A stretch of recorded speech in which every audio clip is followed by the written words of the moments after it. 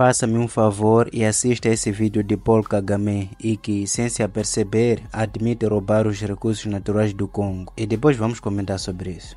Those who accuse us of stealing minerals, if that were to be true, I think we can do better still by having peace. Yes, because when you have peace, then you don't even need to steal. You would actually have, I was talking to some very senior people recently from somewhere who were saying, the Congolese are saying we steal their colta, we steal their gold. And then I asked them one question. There was many leaders. I said, there is something I know. Some people come from Congo, whether they smuggle or go through the right channels, they bring minerals, but most of it goes through here, does not stay here.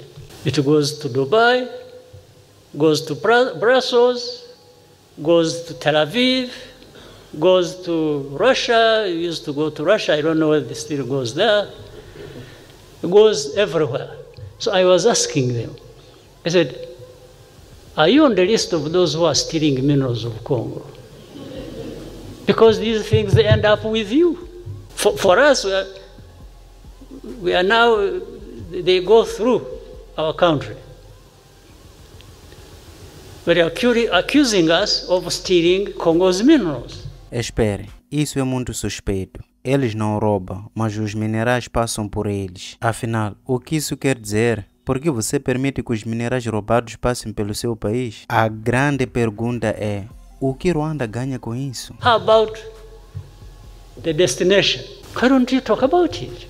And if we actually deployed everything, every effort, and stopped this thing flowing, the accusation would be even worse. Yeah, they would be seeing no more gold coming through here. Going to them, then they say, these people, they are causing problems. So what are we supposed to do, honestly? We don't need to add other people's problems. I don't know how it comes that everybody, the opposition, I think putting the blame on Rwanda, which the whole world seems buys them votes. Why should having problems with Rwanda and votes for people?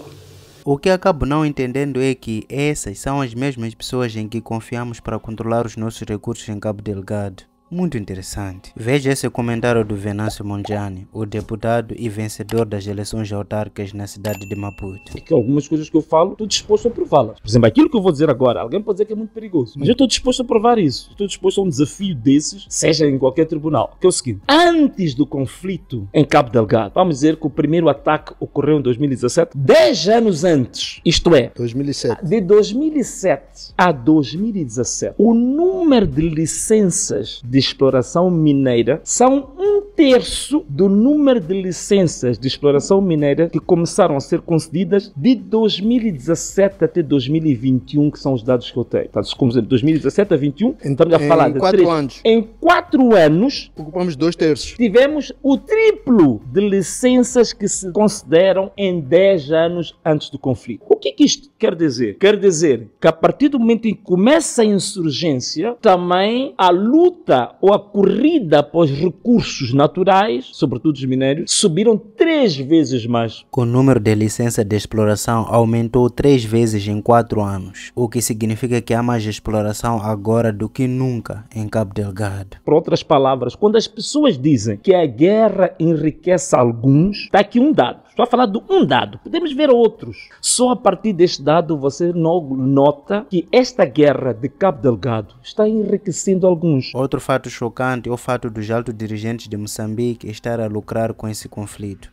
Preste atenção. A pergunta que vai surgir é: afinal, essas licenças foram dadas a quem? Isso é simples. É ver quem são os que foram beneficiários destas licenças que surgiram de 2017 até 2021. Nós temos dados. Quem são? Gajos da Renamo, hein? Não, são justamente os atuais dirigentes do país. E mais grave, um dos detentores de boa parte dessas licenças é justamente o ministro da Defesa. Ok.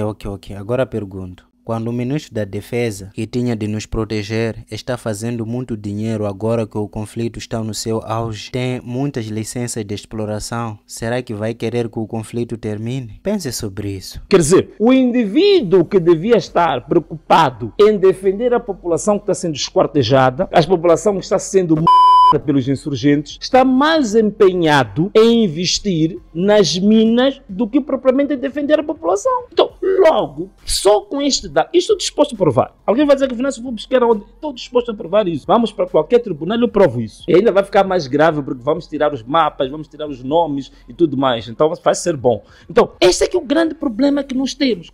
Como é que tu vais ter esperança desta guerra terminar quando o ministro da Defesa é um dos maiores detentores das licenças das minas em Cabo Delgado? Significa que o conflito lhe é favorável. Ele tem muito mais possibilidade de enriquecer agora com a guerra da insurgência do que antes. Esse é que é o grande problema. Como é que tu vais parar a guerra em Cabo Delgado? Então, essa é que é a grande questão que nós temos aqui. Aqui vemos um grupo de indivíduos que estão enriquecendo cada vez mais com as explorações. E Ruanda aproveita dessa onda para entrar e aproveitar a sua fatia de bolo. E enquanto os moçambicanos não despertarem, serão vítimas de escravizados por todos. Daí que a minha abordagem, algumas pessoas dizem: mas Venâncio, é porque tu gostas de polemizar as coisas. Não é gostar de polemizar. O problema é que... Polemizar é o quê? Polemizar, ou quer dizer, criar polêmica, né? Mas se calhar polemizar não deve ser do pólen das abelhas. Mas ok, às vezes também invento uma outra palavra, mas ok, a grande questão que se coloca aqui, meu irmão, é este problema. Não é um problema da Renamo, não é um problema da Frelimo, não é um problema do MDM. Isto é um problema nacional, porque isto demonstra claramente que a estrutura governamental, que as forças de defesa e segurança, que os serviços secretos moçambicanos, todos eles estão empenhados mais para enriquecer com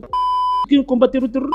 Então, isto aqui interessa não a um deputado da Renamo, isto interessa a ti, interessa a mim, porque é a herança que nós vamos deixar para os nossos filhos. É o legado que nós vamos deixar para os netos, nossos filhos, nossos bisnetos. É isto que estamos a construir no país. Uma informação que deveria ser pública. Pública, né? Não sei você, mas eu, até agora, tenho duas questões. A primeira, por quê? E a segunda, para onde que vai esse dinheiro? Porque a população continua pobre, marginalizada e esquecida. Por exemplo, nós em Moçambique estamos mais ou menos 20 anos com um contrato com a Sasol para a exploração do gás de Pandetemane. 20 anos. Era importante, depois de 20 anos, vir-se dizer aos moçambicanos que aquele gasoduto de gás que sai de Moçambique para a África do Sul, o que é que efetivamente o nosso país ganhou com isso em 20 anos? Migalhas, mano. Zero. Não temos nada. E uma coisa curiosa é quando aparecem moçambicanos a quererem falar deste assunto, ainda são perseguidos.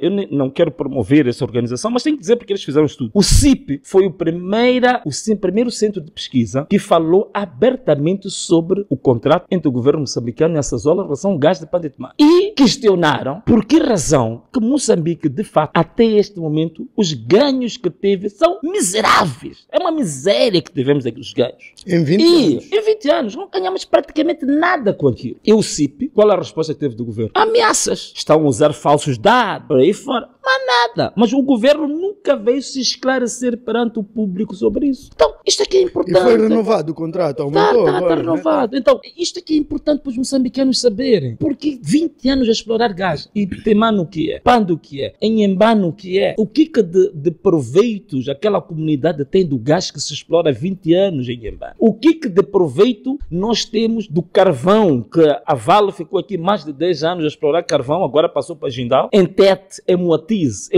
a poluição atmosférica em Moatize é tão grande que 2 horas depois dessa nossa conversa, tu passas a mão assim pela mesa, tua mão está preta por causa dos resíduos, do pó, do gás que é explorado pela Jindal, que era antes explorado pela Vale. O que aquela população ganhou com isso? A única coisa que tu tens é que em KTM, onde se fez o tal reassentamento da população, a aquelas casas nem têm capacidade de se manterem de pé por 2 anos. A qualidade das casas é horrível, péssima. E a população entregou todos os recursos que tem. Isto são assuntos que nós temos que discutir. Além de não melhorar a vida dos cidadãos, tornou-se fonte das mais agravadas desigualdades nesta região do norte. Desculpa, o que Ruanda faz para o povo de Cabo Delgado mesmo? O exército moçambicano, na verdade, é que faz confronto direto com insurgentes em Cabo Delgado, enquanto as forças ruandesas ficam sentadas nas instalações da Total, a multinacional francesa, em vez de proteger a população, e recebem fortuna por isso. To say that operations like this are costly is more or less saying the obvious. They are very costly, absolutely. Já se perguntou quantos soldados ruandeses foram mortos protegendo a população moçambicana? O que o Ruanda está a fazer em Moçambique? Quais são os ganhos reais que o Ruanda trouxe para Moçambique em relação ao conflito em Cabo Delgado? Agora foram cerca de 3 dezenas de coitados mancebos do exército moçambicano. A minha pergunta é: quantos ruandeses já foram Cabo Delgado? As pessoas têm que se fazer essa pergunta. Os ruandeses não são mortos em Cabo Delgado. Por quê? Os ruandeses em Cabo Delgado apenas protegem aquilo que chamam de green zones. Os green zones são o quê? São acampamentos da Total e da ExxonMobil. Mas nada. A população está a 2 quilômetros, eles não disparam nem uma bala. Estão apenas focalizados em defender a Total. Então, qual é que é essa ajuda real que o Ruanda vem fazendo aqui em Moçambique? Então, essas questões têm que ser discutidas de forma aberta. E são as questões essenciais para o desenvolvimento do país. E não se fala sobre isto. Não há dados sobre isso. Se você pedir essa informação, nunca te vão dar. Qual é o acordo que o governo moçambicano teve com o Ruanda? Já mostraram ao público? Já tiraram os termos do acordo? Que contrapartidas é que o Ruanda tem em relação à suposta defesa do interesse nacional que o Ruanda faz em Cabo Delgado? Qual é que é? Agora, o parlamento moçambicano assinou um tratado de extradição com o Ruanda, que visa facilitar a perseguição dos suspeitos de criticar o regime de Paul Kagame em Ruanda. Este acordo é controverso porque tem implicações preocupantes e há preocupações de que Kagame possa usá-lo para levar a cabo contra os seus críticos que fogem para Moçambique. Hoje no Parlamento está sendo discutido um protocolo entre Ruanda e Moçambique, em que Moçambique se predispõe a extraditar para Ruanda todas as pessoas que forem opositoras ao regime de Kagame. Quer dizer, Moçambique está a aceitar pegarem pessoas que estão como refugiados, estão a fugir da opressão e da perseguição em Ruanda, pegar nelas e entregá-las para serem f***das e Ruanda. Eu vi há dias um post também, aquele fulano angolano que estava aqui. Mangena. Já foi. Houve um grande número de organizações de direitos humanos. Fizemos a luta até onde foi possível. Mas no fim da picada, o governo de Moçambique, violando a nossa própria Constituição. A nossa Constituição não permite aquilo que aconteceu. Toda a gente que está sendo perseguida por razões políticas, onde quer que seja, nós não podemos extraditar essa pessoa. Porque não há garantias de que essa pessoa vai para ter uma justiça, permite-se o termo, uma repetição justa. Portanto, o que está a acontecer, nós sabemos que o Mangena e a família estão aí para ser... E como é que um governo, uma soberania como Moçambique, manda uma família, um indivíduo, a sua esposa, seus 2 filhos, para irem para um país sabendo que vão ser... Foi o que nós estamos a fazer.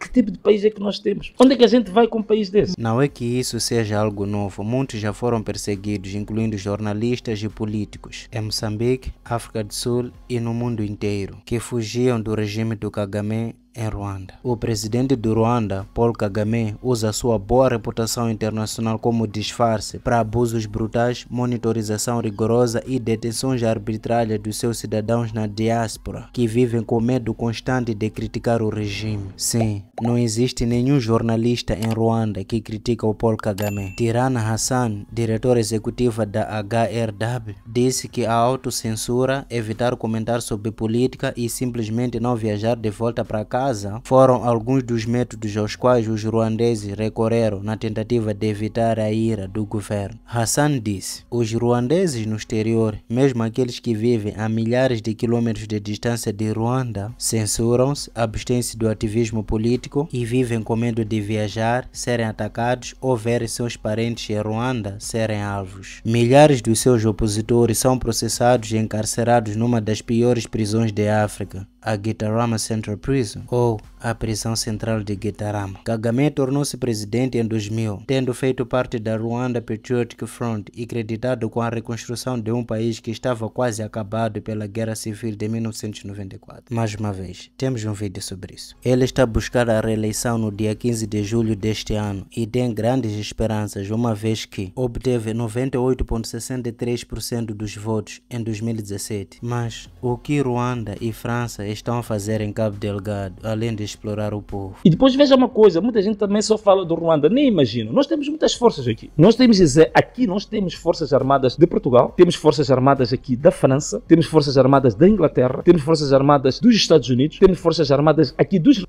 Mas isto também não quer falado. Isto não quer falado. Eu até conheço o quartel-general onde eles estão, mas nem vou dizer aqui por uma questão de segurança deles próprios. Isto tudo não é falado aqui nesse país. Não é dado essas informações ao povo. O povo não sabe disso. Numa altura em que Cabo Delgado está todo mundo a fugir, veja que agora já está tocou Chiure, na altura que todo mundo está em debandada, está-se a pessoas, está-se a pescoços, existe uma organização que tem menos de 2 anos que o governo moçambicano concedeu 25 mil hectares em Cabo Delgado. Essa organização. A população está a fugir, está a abandonar as terras e o governo demarcou 25 mil hectares e entregou uma organização que não tem 2 anos. Qual é o objetivo disto? Então as pessoas quando dizem que o objetivo real é empurrar a população toda para sair de Cabo Delgado e Cabo Delgado fica uma espécie de uma zona franca, pura e simplesmente para a exploração minéria para os grandes interesses internacionais, com conivência do governo de Moçambique. É por isso que também alguns até aventam a hipótese de se tornar Cabo Delgado uma espécie de uma república autônoma. E não é loucura quando as pessoas falam disto. É que todos os sinais estão a indicar para tal. Todos os sinais estão a indicar para isso. Então, esta informação tem que vir a público. Desde a escassez de soldados e equipamentos na inquieta Cabo Delgado até a presença contínua de soldados ruandeses, explica por que Moçambique está longe de se manter seguro sozinho. Mas a escolha de Ruanda para manter Moçambique seguro é um dos maiores erros. Temos um vídeo bem detalhado sobre como o conflito começou. Recomendo assistir esse vídeo primeiro, para melhor entender o cenário. A bandeira de Moçambique apresenta uma arma que simboliza a segurança, mas o país falhou no principal teste de segurança dos seus cidadãos e de equipar as suas forças armadas com armas de qualidade. O Ruanda destacou cerca de 2.500 soldados e policiais em 3 distritos de Mocimboa da Praia, Palma e Ankwabe, em Moçambique, para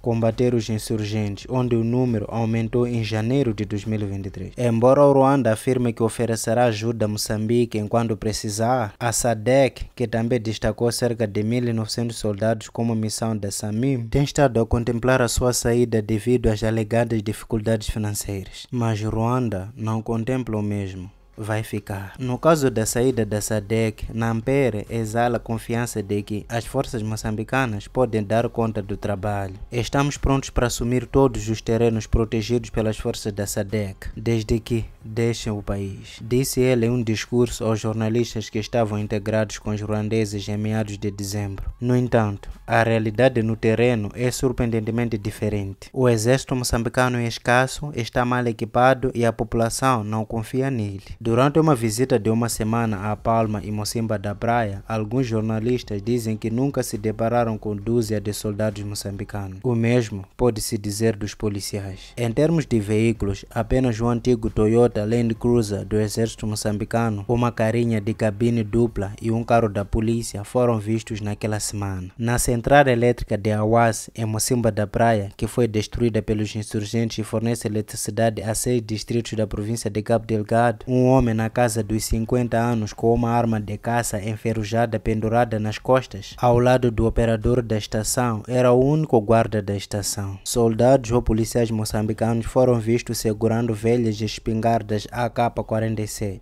Borges Nyamire, analista de segurança de Moçambique, afirma que as queixas sobre soldados mal equipados continuam a ser um grande obstáculo na luta contra o terror. Poder-se-ia argumentar que esta é uma região onde as forças e o equipamento de Moçambique deveria ser visível, porque tem sido um teatro de guerra durante anos. The African Report relata: quando falamos extraoficialmente com o exército moçambicano, eles dizem que a razão pela qual não derrotamos os insurgentes não é porque não são fortes, mas por falta de equipamento. A ironia disso é que a corrupção que tem atormentado o governo moçambicano é parcialmente culpada. Ela acrescenta que os recursos atribuídos ao exército acabam nos bolsos das pessoas. Há um ciúme ciúme entre as duas forças. As forças moçambicanas a nível operacional pensam que o Ruanda veio substituí-las. O Ruanda, por sua vez, sente que não se pode confiar a informação aos moçambicanos e que esta vazaria para os insurgentes. Moçambique tem cerca de 15 mil soldados, segundo Piers Pijot, chefe de programa do Instituto de Estudos de Segurança da África do Sul. Com uma vasta área de 799.380 km², e isso se traduziria em um soldado por 53 km². Outra estimativa indica que o Ruanda tem o dobro do número de soldados moçambicanos. Contudo, o país tem uma grande força policial, estimada em 800 mil ou um policial por 10 km². Supunha-se que Moçambique teria um exército de 30 mil soldados, com a Frelimo e a Renamo contribuindo com 50%. Mas o braço da Frelimo torceu a Renamo e, portanto, muitos dos seus aspirantes a soldados nunca foram alistados no exército. Para se ter uma ideia, durante a Guerra Civil, Moçambique tinha cerca de 100 mil soldados no terreno. Pijot diz que foi uma destruição deliberada do exército. Outra razão, segundo Pijot, é que, na sequência do acordo de paz, os parceiros de desenvolvimento dissuadiram que Moçambique era extremamente pobre, com um PIB de 2,5 bilhões de dólares de investimentos pesados em segurança em 1992. Nampere diz que o trabalho de se livrar dos insurgentes está 90% concluído. O Ruanda também afirma ter realizado missões de combate e está agora concentrado na estabilização, que ajudará os repatriados a estabelecerem-se nas suas casas e na reforma do setor de segurança. Mas os analistas discordam disso e muito menos os fatos no terreno apoiam a afirmação do Ruanda. Isso porque recentemente houve vários relatos de ataques de insurgentes, inclusive em áreas controladas por Ruanda. Nyamira afirma que um ataque aconteceu a apenas 15 km da cidade. Casas foram queimadas e os ruandeses chegaram depois da partida dos insurgentes, acrescentando que os ataques refletem a informação inadequada por parte dos ruandenses. Espera-se que a União Europeia treine 1.600 soldados moçambicanos até setembro de 2024. Se o governo recorrer a eles para substituir a SADC, como diz o comandante do exército Nampere, a sua presença poderá representar riscos. E o governo ruandês nem sequer tem boas relações com seus vizinhos. As batalhas ferozes entre as tropas congolesas e os rebeldes do M23 no leste da RDC, financiados por Paul Kagame, intensificam as tensões, deslocando milhares de pessoas. As Nações Unidas culpam Ruanda por financiar, treinar e equipar os rebeldes do M23. E apesar das negativas anteriores, o Ruanda rejeitou no início dessa semana os apelos dos Estados Unidos para a retirada das tropas e dos sistemas de mísseis na sua fronteira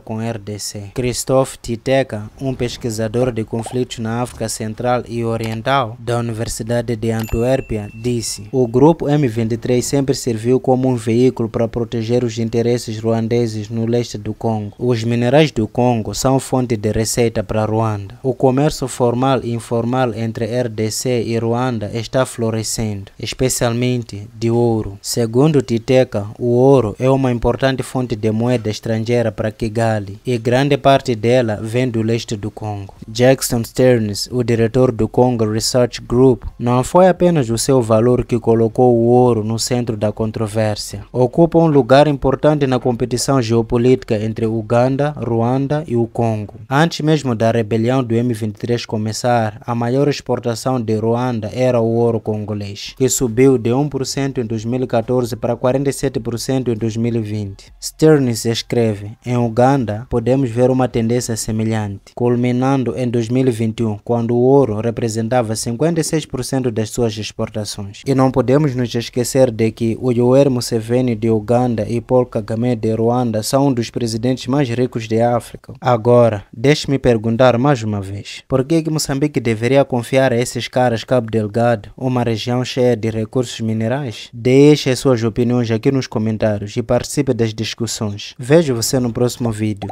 Deus abençoe. Tchau.